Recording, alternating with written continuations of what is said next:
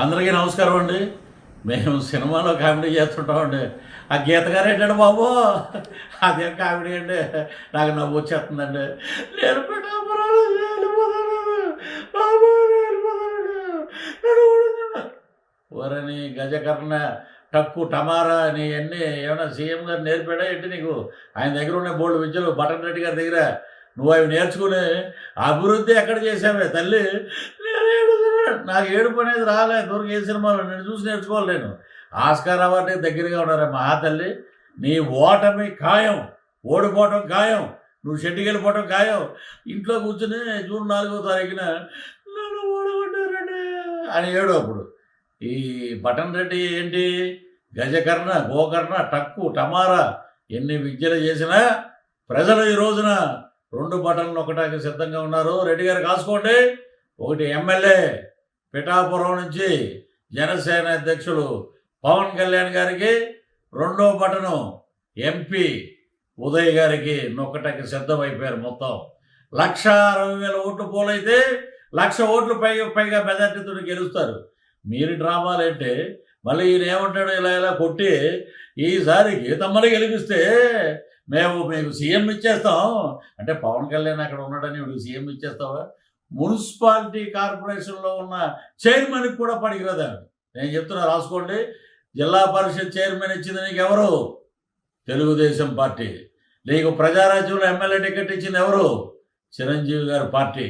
ఈ రోజున నువ్వేదో సంఘాలు గుద్దుకుని బల్లలు గుద్దుకుని వైఎస్ఆర్సీపీ వెళ్ళిపోయి నువ్వు గెలిచిపోతే నీకు ఇచ్చేస్తారంట. ఏమిస్తారు? బొచ్చా నీకు ఇచ్చేది. డిప్యూటీ సీఎం బట్ట ఈలోపు ఓడిపోతారంట అన్నట్టుగా ఉంది మీ ఎదవ డ్రామాలు. ఇవన్నీ ఆపండి. ప్రజలు మీ డ్రామాలని అంటున్నారు, ఉమ్మూస్తున్నారు. ఇంకా మీకు బుద్ధి రావట్లేదు. మీకు చెప్పు దెబ్బ పడుతుంది. బ్రహ్మాండమైన మెజార్టీతోటి పవన్ కళ్యాణ్ గారు గెలుస్తారు. అంటే ఎవడో ఒకడు నిలబడితే అంటే నీకు చెప్పేస్తే డిప్యూటీ సీఎం ఇచ్చేస్తారా? మత్స్యకారుల దగ్గరికి వెళ్ళి నువ్వు పెట్టిన అరవిందో ల్యాబొరేటరీ వల్ల కాలుష్యం వల్ల మొత్తం నాశనం అయిపోయింది. ఈ రోజున ఎక్కడ చూసినా ఉన్న చేపలన్నీ నాశనం అయిపోతున్నాయి.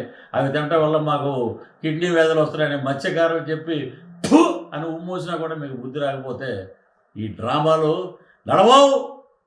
వంగా గీత గారు డ్రామాలు నడవండి. అయిపోయింది మీ కీలకతం, దుకాణం బంద్.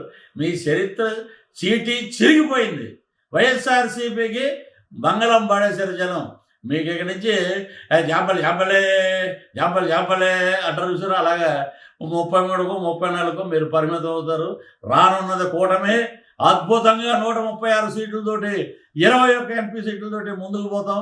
ఆ రోజున మీరు మమ్మల్ని చూసి గట్టిగా అని అప్పుడు ఆడవండి, ఇప్పుడు కాదు.